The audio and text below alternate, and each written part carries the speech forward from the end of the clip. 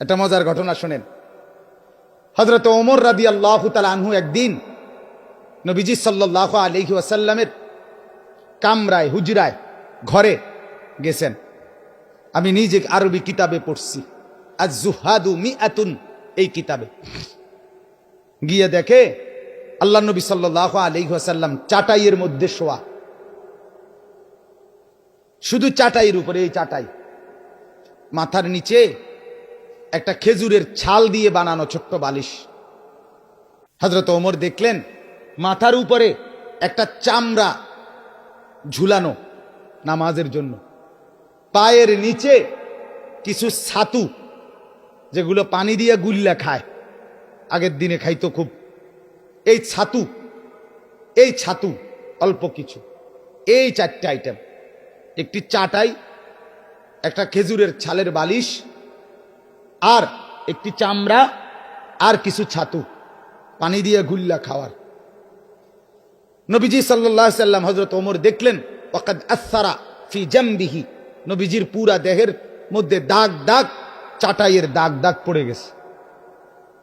যেহেতু আল্লাহ নবী সাল্লাল্লাহু আলাইহি ওয়াসাল্লাম কায়নাতের সর্বশ্রেষ্ঠ সুন্দর ছিলেন, কাজে দাগ তো পড়বেই। এই পবিত্র সুন্দর চেহারায় শরীরে দাগ পড়ে গেছে চাটাইয়ের। হাদিসে আছে হযরত ওমর রাদিয়াল্লাহু তাআলা আনহু সাথে সাথে কাঁদতে শুরু করলেন। আল্লাহ নবী সাল্লাল্লাহু আলাইহি ওয়াসাল্লাম বললেন, মা ইয়াবকিকা ইয়া ওমর, ওমর তোমাকে কে কাঁদালো, কাঁদতেছো কেন? হযরত ওমর রাদিয়াল্লাহু তাআলা আনহু বললেন, লিমা লা আবকি ইয়া রাসূলুল্লাহ, ও আল্লাহর নবী, আমি কেন কাঁদবো না বলেন, আমি কাঁদবো না কেন? আপনার এই হালাত, একটা চাটাই, একটা বিছানা নাই, একটা খেজুরের ছালের বালিশ, একটা চামড়া, আর একটু ছাতু, এই আনতা সাফওয়াতুর রাসূল, আপনি তো সমস্ত রাসূলের নির্যাস, আপনি মুসাদ্দিকুল আম্বিয়া, নবিয়ুল আম্বিয়া, নবিয়ে দু জাহাঁ, নবিয়ে দু শাহাঁ, নবিয়ে দু আলম, ফখরে মওজুদাত, আপনি তো কায়নাতের সরদার। আপনার জন্য ভালোবেসেই তো আল্লাহ তাআলা গোটা কায়নাত সাজিয়েছেন। এত এত এত এত এত এত মর্যাদা যার, সেই আপনার এই হালাত। ওয়াল কাইসার ওয়াল কিসরা ইয়ালবাসুন আল হারির ওয়াদ দিবাজ, ওমর বললেন, অথচ রোমের বাদশাহ, পারস্যের বাদশাহ, তারা রেশমি কাপড়, রেশমি পোশাক, রেশমের বিছানার মধ্যে তারা শোয়, ঘুমায়, খায়, ব্যবহার করে। আর আপনার এই হালাত, আমি এটা দেখে কেমনে মেনে নেই? আমার চোখ এজন্য বাধা মানছে না, আমি কাঁদতেছি। হাদিসের মধ্যে আছে আল্লাহ নবী সাল্লাল্লাহু আলাইহি ওয়াসাল্লাম মুচকি হাসি দিয়ে আল্লাহ নবী বললেন, ওমর,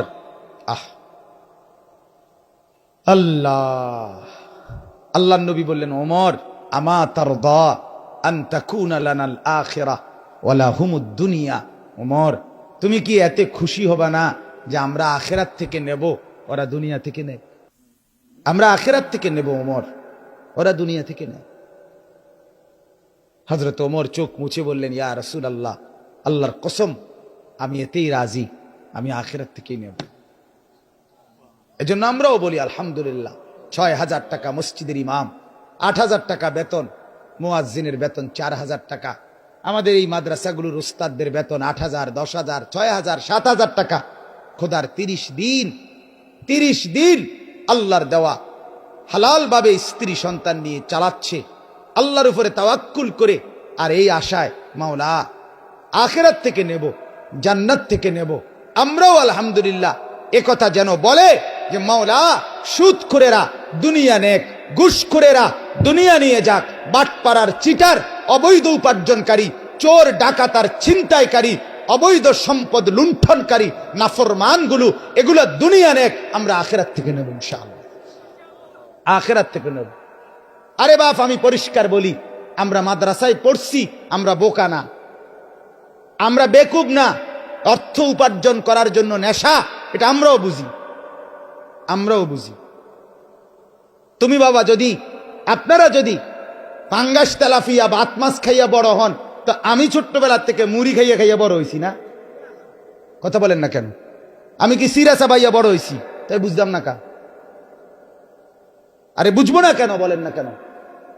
আমি তো কুমিল্লা ভিক্টোরিয়া কলেজ থেকে মাস্টার্স পাস করছি, আমি তো সরকারি মাদ্রাসা থেকে আলিয়া মাদ্রাসা থেকে কামেল পাস করছি, আমি তো কওমি মাদ্রাসা থেকে দাওরা পাস করছি। 1998 ইংরেজিতে সারা বাংলাদেশে সায়েন্স বিভাগ থেকে দাখিলে এসএসসিতে সম্মিলিত মেধা তালিকায় ফার্স্ট হয়েছি, আলহামদুলিল্লাহ। 1 নাম্বার ফার্স্ট স্ট্যান্ড করেছি, আলহামদুলিল্লাহ। বুঝবো না কেন? বুঝবো না কেন? আর এগুলো লাগেও না, সার্টিফিকেটও লাগে না। সার্টিফিকেট সিটারি করতে সার্টিফিকেট লাগে না, বাটপারি করতে ঢাকা ইউনিভার্সিটির সার্টিফিকেট লাগে না, সিটারি করতে ফ্যান ফিন্দন লাগে না। আরেক সিটারের লগে কয়দিন থাকলেই হয়।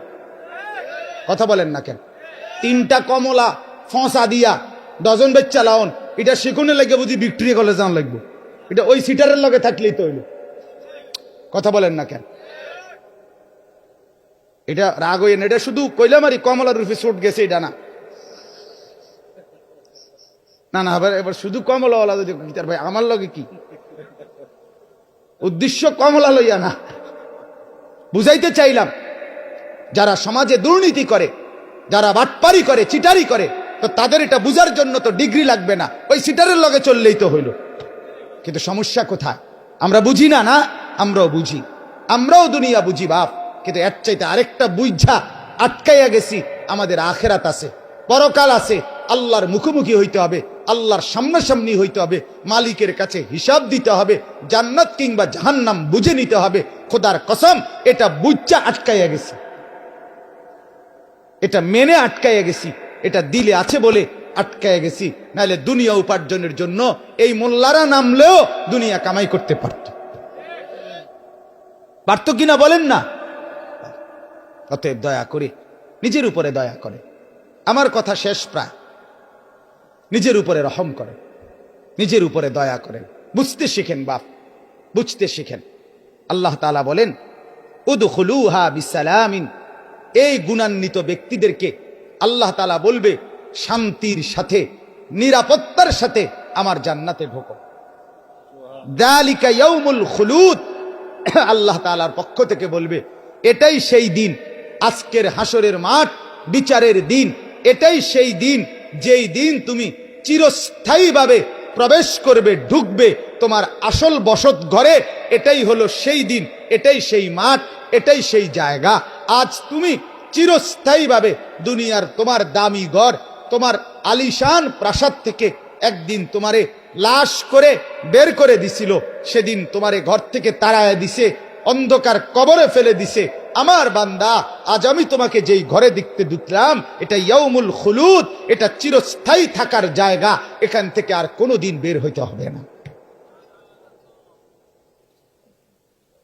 লাহুম মা ইয়াশাউনা ফিহা, আল্লাহ বলে তুমি শুধু এই ঘরে থাকবা না, তুমি শুধু স্থায়ী বসবাস করবে না, বরং লাহুম মা ইয়াশাউনা ফিহা, আল্লাহ বলে আমার জান্নাতি বান্দা এর মধ্যে ঢুকে যা কিছু চাইবে আমি রব্বুল আলামিন সব তার জন্য সরবরাহ করব।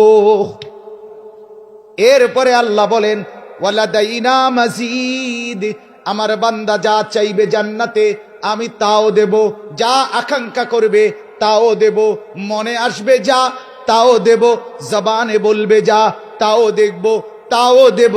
আল্লাহ বলে আমার বান্দা চাইবে আর কয়টা, আমার বান্দা জানেই বা কয়টা, আমার বান্দার দিলেই আসবে কদ্দুর, আমার বান্দা চিনেটাই কি, আমি আল্লাহ।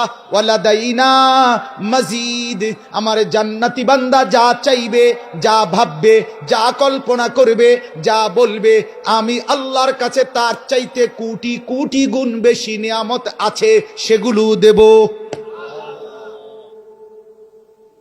ওয়ালাদাইনা মাজিদ, আরো আছে, আরো আছে, আরো আছে। এই আয়াতের তাফসীরের মধ্যে আছে আল্লাহ পাক জান্নাতের ফেরেশতাদেরকে বলবে, ও ফেরেশতারা আমার জান্নাতি বান্দাকে ঘুরে ঘুরে জিজ্ঞেস করো জান্নাতে আর কিছু লাগবে কিনা। ফেরেশতারা বলবে বন্ধু, ও আল্লাহর বন্ধু জান্নাতি কিছু লাগবে কিনা বলো। জান্নাতি বান্দা বলবে, ও ও ফেরেশতা, কিছুই আর লাগবে না, যা চেয়েছি তাও আছে, যা দিলে আকাঙ্ক্ষা করেছি তাও আছে, নাম না জানাও কত কিছু দেখছি, ভরপুর সব আছে, আর কিছু লাগবে না। কিন্তু আল্লাহ বলে আমার কাছে তো আরো আছে। ফেরেশতাকে আল্লাহ বলবে, ফেরেশতা, আমার বান্দা জান্নাতি বলেছে আর কিছু চাইবে না, আর কিছু লাগবে না, কারণ সে তো আর কিছু জানে না। যাও এইবার আমি রব্বুল আলামিন আমার শ্রেষ্ঠ নেয়ামত আমার জান্নাতি বান্দাকে দেব। আল্লাহ বলবেন, ফেরেশতা, আমার 70,000 নূরের পর্দা সরায়া দাও, আমি আল্লাহ আমার জান্নাতি বান্দাকে আমার নিজের দিদার দান করব। এইবার আল্লাহকে দেখবে সরাসরি, ইলা রাব্বিহা নাযিরা, সরাসরি আল্লাহকে দেখবে, আল্লাহকে দেখবে, আল্লাহকে দেখবে। ওয়ালাদাইনা মাজিদ, আল্লাহকে দেখবে। হাদিসের মধ্যে আছে জান্নাতি বান্দা যখন আল্লাহকে দেখবে তো এক টানা 70,000 বছর শুধু তাকাইয়েই থাকবে, দেখেও স্বাদ মেটে না, এরকম হালাত। তো ব্যাখ্যার মধ্যে আছে, আহা, জান্নাতের হুরেরা, 70,000 হুর জান্নাতের, যেই বেটার ওই হুরেরা তারা পিছন থেকে টানাটানি করবে, আও আল্লাহর বান্দা কদর গোরেন না, আপনি তো জান্নাত পেয়ে, আরে আল্লাহকে দেখে জান্নাতও ভুলে গেলেন, জান্নাতের নাজও নেয়ামতও ভুলে গেলেন, আমাদেরকেও ভুলে গেলেন।